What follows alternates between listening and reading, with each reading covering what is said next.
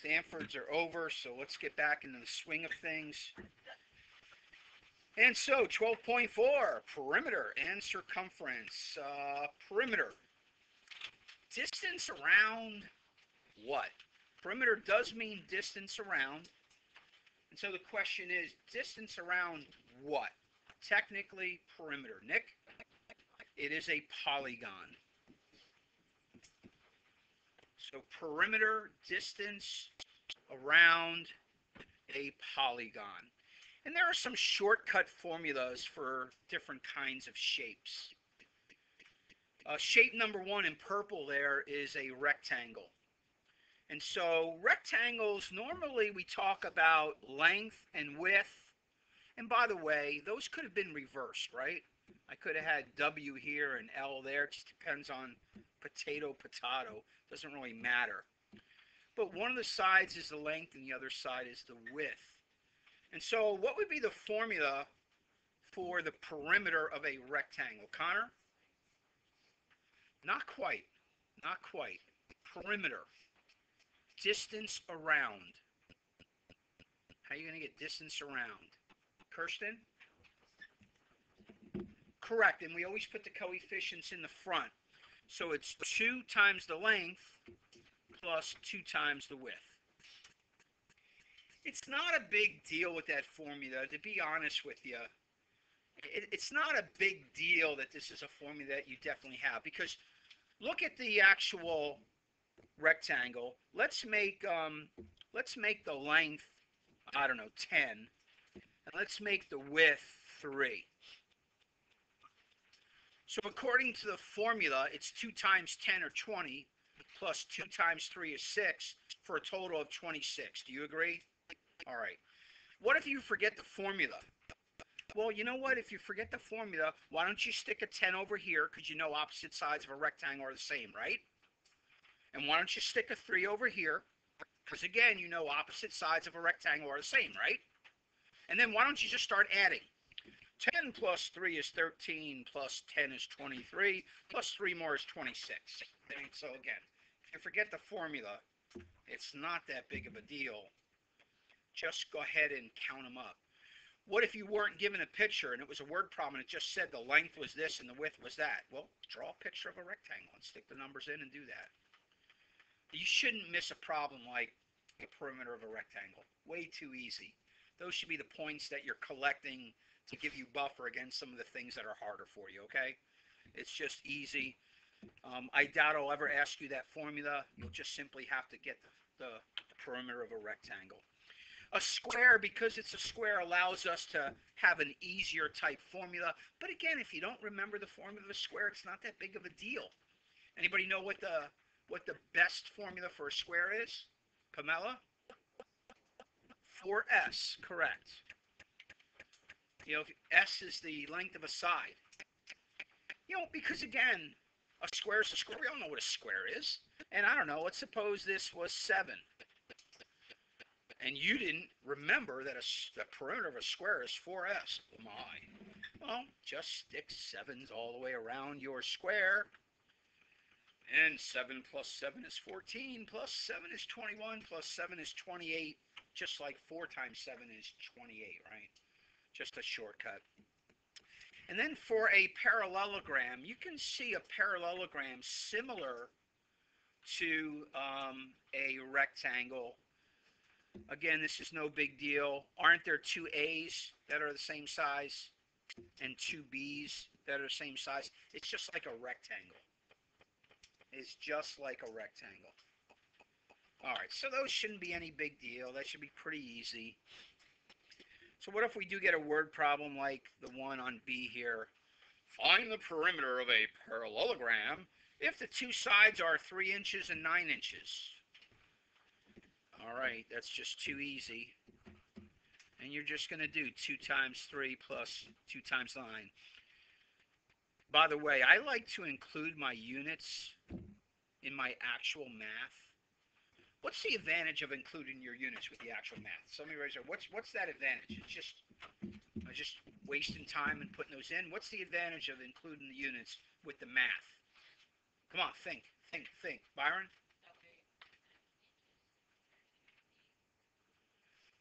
Good thought. I think it's something a little bit more obvious than that. Why stick the inches in there?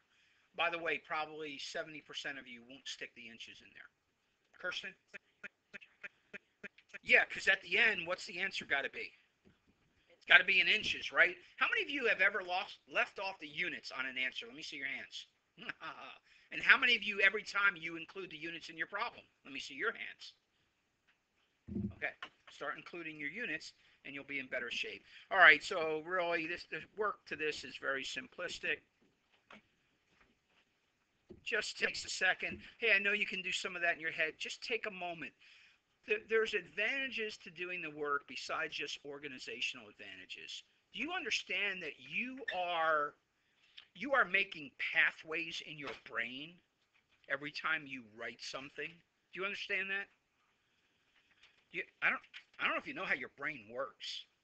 It's electrical impulses that fire neurons in your brain that go across a gap called a synaptic gap to reach other nerves, and the way they fire and go is how you know something. And every time you write it, you're firing that sequence off, and you've got to remember it. Just take a second. It's 2 seconds worth of work, but it helps your brain pathway and you to remember. So now we end up with what, 24 inches? That was pretty easy. Hey, those should be easy problems. Don't make those hard. The more interesting problem is our next example. And this is a little bit more interesting. So this is a, let's see, 1, 2, 3, 4, 5, 6. This is a hexagon. Is this hexagon concave or convex? Say it on 3. 1, 2, 3. It is concave. It's caved in. All right? This corner right here is caved in, folks. So it's concave. This thing's caved in. It's a concave hexagon. And like anything, we need to figure out the perimeter. You'll find problems like this. You may have had one like this on your Stanford Achievement Test. Anybody remember a problem similar like this where you had to find the perimeter? If you haven't seen them yet on Stanford, you may see them next year as an 8th grader, and usually on the ACT, SAT, a problem like this. It's not a hard problem. But would you agree we need to figure out the value of this side, and we need to figure out the value of that side, right? That's the issue. Once we have those, we're just going to add up all the numbers. All right, so can you find the value of those two sides? Everybody try to figure it out. If you can get that, you're going to be good to go on this problem. And there's a way to do it. There's an answer. You just got to make sure that you know how to get those answers. Get that bottom value, get that side value.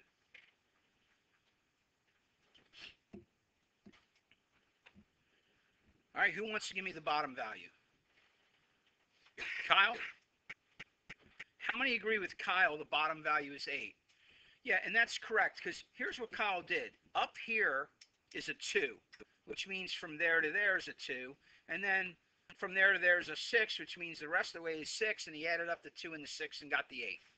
Okay? He looked at the top to help him to know then all the way across. All right, how about that side value? Who's got that side value? Lauren? Anybody agree with 2 there? Yeah, on that one, it was a subtraction issue, right? We knew the whole way was 4, but we know we used up 2 of them from there to there, right? Therefore, what was left? The other 2 to make the 4. That's how all these problems go. It's going to be those 2 concepts. You're either adding up parts to get the whole, or you're subtracting parts to get what's left. Every kind of problem like this is like that. You should definitely expect to see a problem like this come quiz time, a problem or 2 like this come test time, and again, it's a common ACT, SAT, Stanford question. All right, now just be careful. Hey, let's take a moment and write the work. Perimeter is, and look, you just got to start somewhere. Where do you want to start? I don't care where you start. I'm going to start with that big 8 in the bottom because it's nice and red. And I'm just going to go 8 plus 2 plus 6 plus 2 plus 2 plus 4. I don't really need any other work than that. And we're just going to add them up. If you don't want to take a chance on doing them in your head, use your calculator. But that's what, 10, 16, 18, 20, up 24 again. Hey, Sam, what do I put for the units? Let's be a little better than nothing, because this keeps us in practice for units. So what are we going to put? Kyle? Are you sure they're inches? Are you sure they're centimeters? What are we going to put for units? Ileana? Yeah, we're going to put units. Just put a U. Not a big deal. It just keeps you thinking that there are units, because we don't know, right? That could be meters, it could be centimeters, it could be inches, it could be who knows what. Could be acres, could be, what else is units of length? Yards, could be feet, could be kilometers, could be a whole lot of things, right? There's lots. All right, so use your logic here. We already said opening perimeter is distance around a polygon. So logically, on 3, circumference has to be the distance around a 1, 2, 3.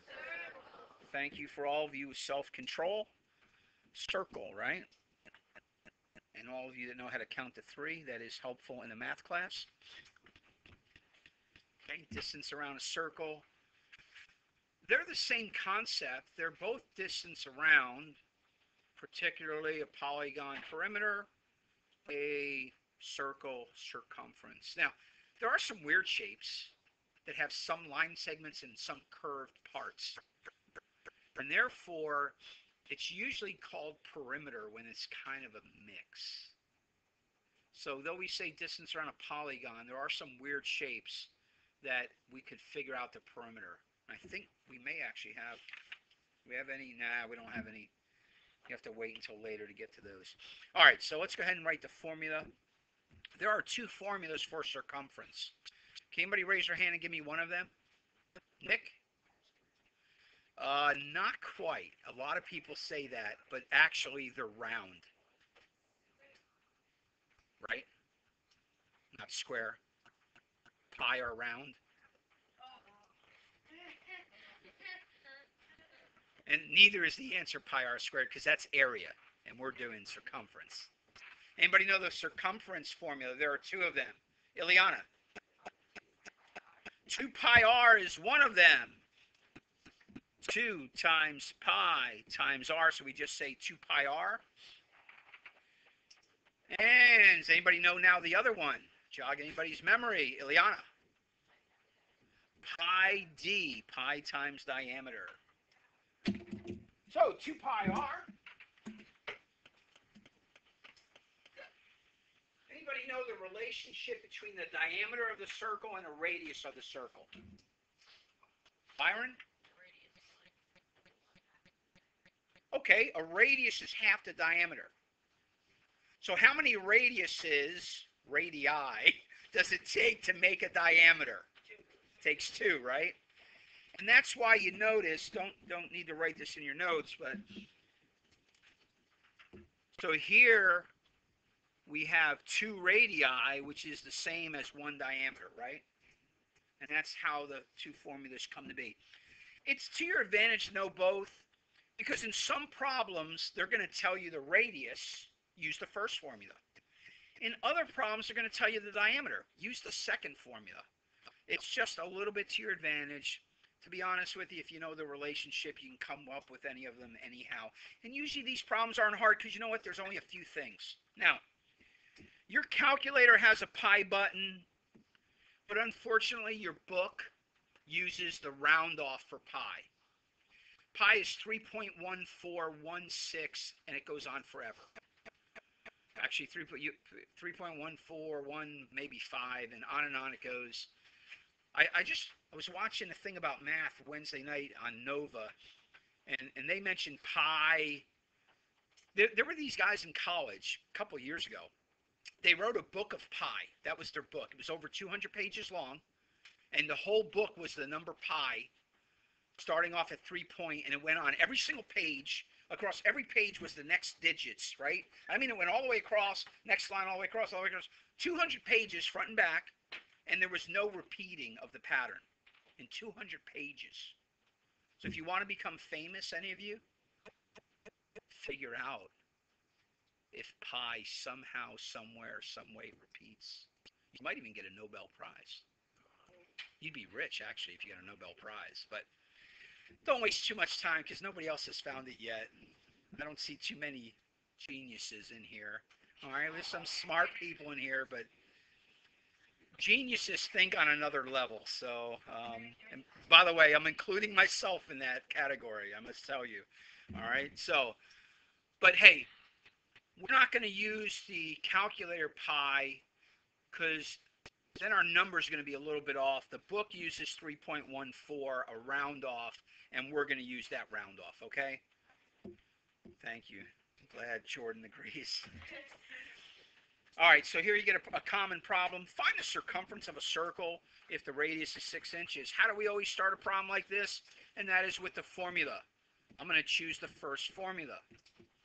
Circumference equals 2 pi r. Next step is always to sub in your values, right? So go ahead and sub in your values. Substitution. How many put their inches with their 6?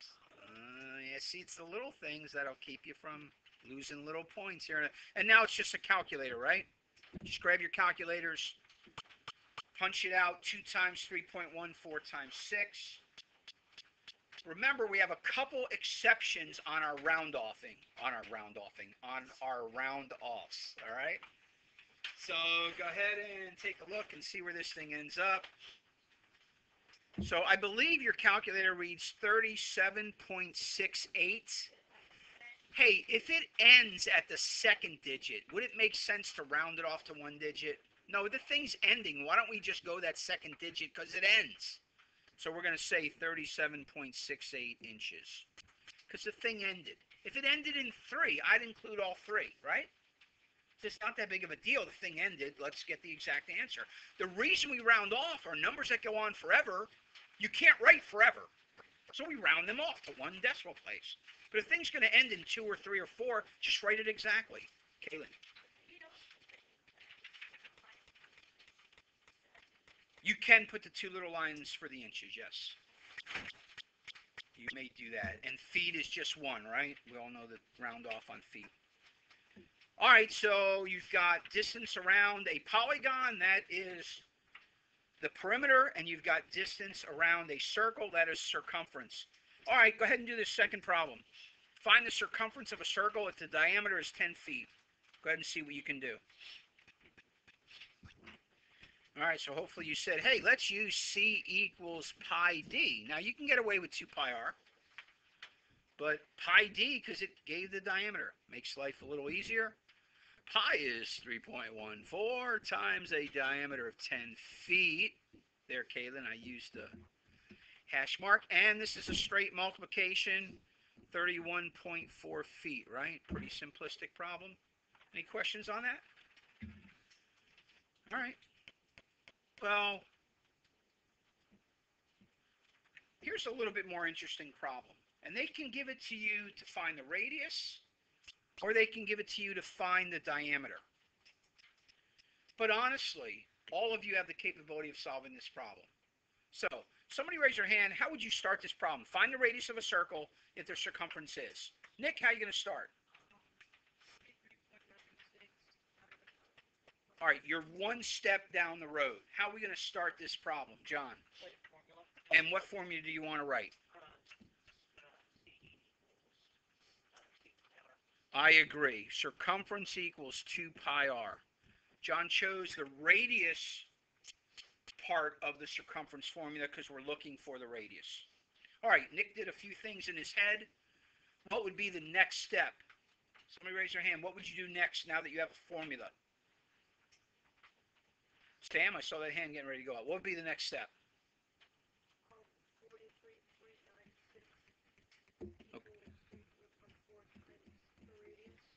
Okay, so 43.96 equals 2 times 3.14 times the radius, right? We sub in our values. Circumference goes in for circumference. By the way, I kept my meters in. 2 for 2, 3.14 for pi, and then r. Now you have two choices at this point. You can go ahead and multiply the 2 times 6.14. Or you could divide both sides right now. Most of you, you'd be safer. So go ahead and multiply the 2 times 3.14. Take your calculator, that's going to be 6.28.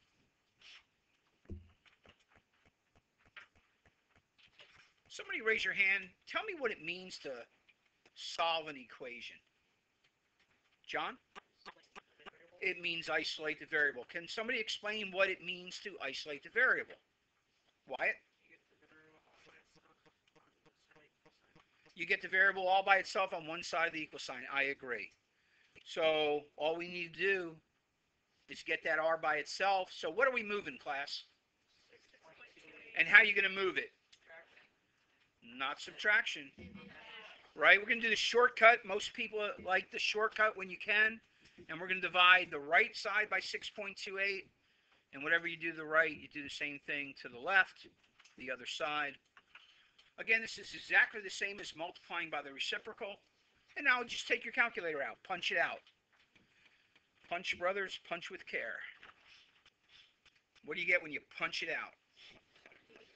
7 meters equals a radius. And look, my meters are still there to remind me not to forget my units.